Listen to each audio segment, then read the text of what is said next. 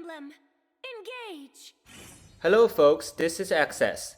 Welcome to chapter 14 of this Fire Emblem Engage Anything Goes Maddening LTC.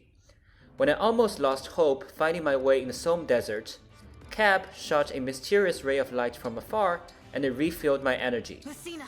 As I continually remind myself where to go, I finally arrive at this palace facing the Where To girl, Hortensia. We need to do a lot of preps for this clear. Starting with Emblem rings, Alear puts on Lucina to do Bounded Shield, which completely negates damage on adjacent flying allies. Ivy joins Citrinne in grabbing the O1S ring, making her lightning strike twice at the same place. Merrin is reclassed to Sniper and equips Ling for some bow action. Panette borrows Ike ring from her lord to do something great in this battle. Her brother Pandreo also joins the fight by becoming a Griffin knight with access to beast staves.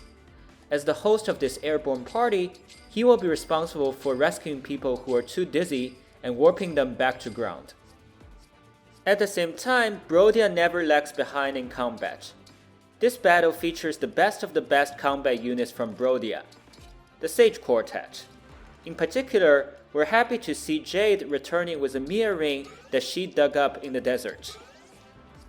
Let me also note Etier busting in once again. After going all the way down to a level 1 flyer and now spending 2/3 of her SP to learn something from Ike, she repositions herself as a useful supporting unit. While we organize inventory and distribute tonics and boosters, I will describe the other preps that we did in Somnio. Etier was not the only unit to train with Ike. Merrin also inherits reposition, while Chloe inherits Demolish. We even had to give Diamant a novice book to inherit defense +1, which will make sense later. As a Sage Lord, Diamant is certainly a novice. The team also had an unusual +4 speed meal for this clear. But the biggest news back in Somnio relates to the Ancient Well. At this point, we've been doing 5-star well for a few chapters, so there should be no surprises about the red candies and green books floating in water. However, after chapter 13 is actually the first time we see a ray of light coming out of the watering hole.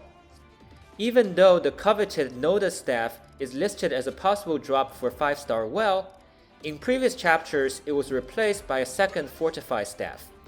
This is similar to how the entrapped staff was replaced by another rescue staff when we did 4-star Ancient Well earlier in the run. What happens is that the Ancient Well won't drop Nodas until endgame or after the player has already owned a Noda staff in another way. The only other way to obtain Nodas is by donating to Illusia level 5. That's exactly what we did to facilitate our chapter 13 clear. Now you might wonder, will we keep getting Nodas from the well going forward? The answer is unfortunately no, because the game seems to be stingy with Nodas by allowing the player no more than 1 copy of it at any time. I guess the developers don't want us to spam it, just like they don't want us to spam the other Torch staff by restricting its use to Fog of War maps. Long story short, we have a new Noda staff in Convoy, and we won't get another until we use the current one. Because Nodas is really only useful for Raging Storm over consecutive turns, it shouldn't be too big a deal. But who knows? Maybe in the darkest time, we will be guided again by this ray of light. Back to battle preps, this chapter sees the biggest intake of performance-enhancing drugs so far. Chloe takes 2 energy drops and 2 speed wings to reach some KO benchmarks. And we also gave her 2 Seraph Robes, 1 secret book, and 2 goddess icons for better chance of survival. Some of these might not be necessary for this clear, but we love her and she will need them soon anyways. Ivy takes her 2nd Spirit Dust while Citrinne smokes the remaining 3 that we have. The game normally only hands out 1 Spirit Dust up to this point, but the Almighty Well has been very generous. Let's get into this 2-turn clear. Somme Palace is so pretty, but this moat between us and the bosses is how very annoying. To get our units across, Etier first repositions Pandreo 2 up so that he can move above the enemy halberdier and rescue Ember above him.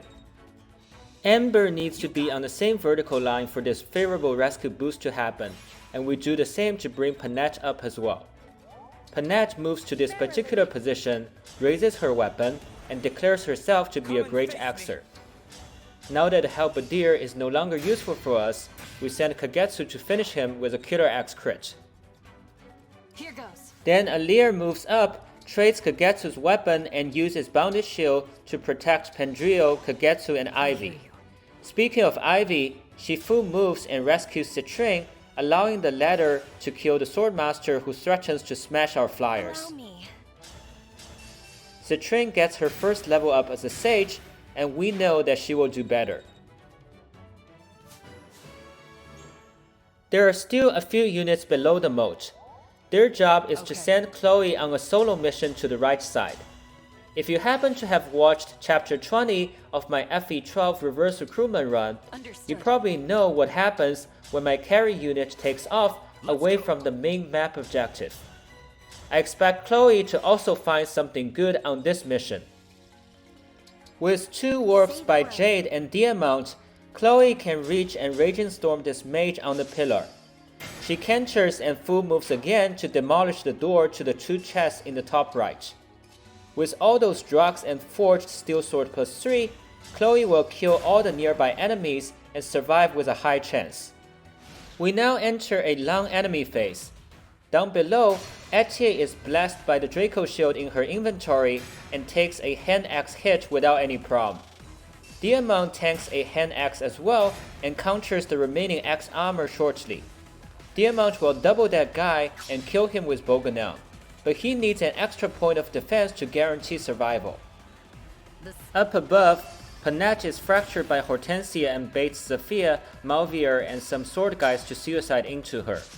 She will survive even at base thanks to the massive defensive boosts when engaged with Ike and using Great Ether.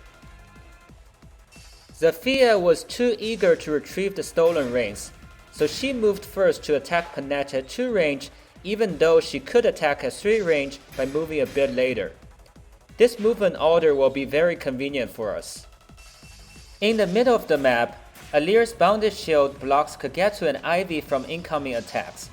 Thanks to Lucina engraving on Alear's weapon and Micaiah engraving on Pandreo's, the 2 of them have very high avoid and are not targeted. This setup enables Ivy to kill 2 Lance Cavaliers without taking any damage.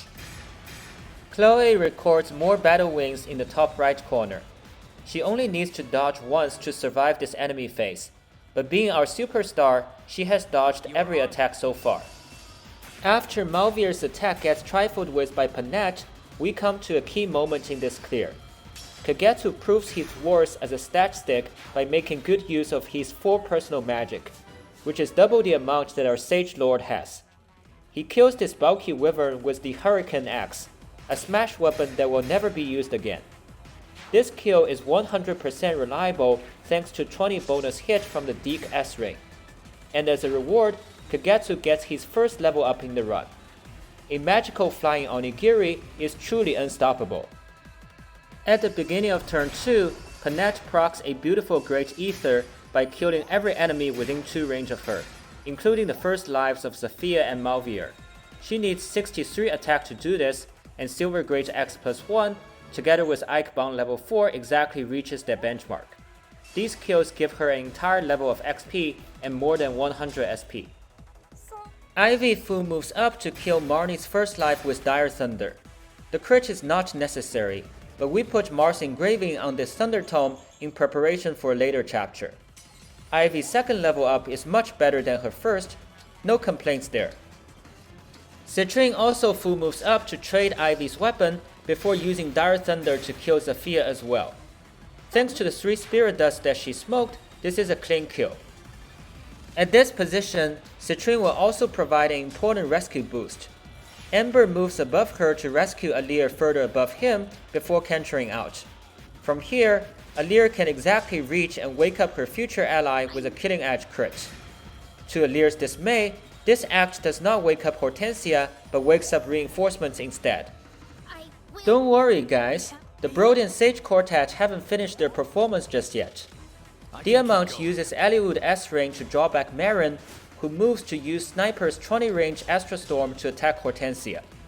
Thanks to spur attack by Etier and Forged Silverbow +1, Merrin exactly kills Hortensia's second life. Jade uses her superior build to shove Flier Etier 1 up, allowing Etier to reposition Pandreo 2 up for the second time this clear. Pandreo can thus move above Citrinne to rescue Kagetsu to where Alear was. Using all 3 Recreation and the meal, we rushed Pandreo to be support with his sister. This gives 15 bonus hit to Panette as she smashes Malvier back home. Chloe discovers some shoes at the end of her side quest. Movement is the most important stat in LTC, so it must come into play sooner or later. Kagetsu finishes off Hortensia to conclude turn 2, fittingly with the Lollipop.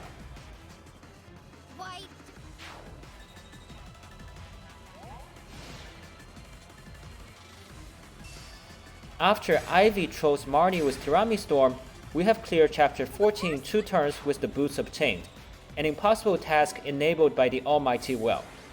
Cab will see you next time and bring more surprises from the well.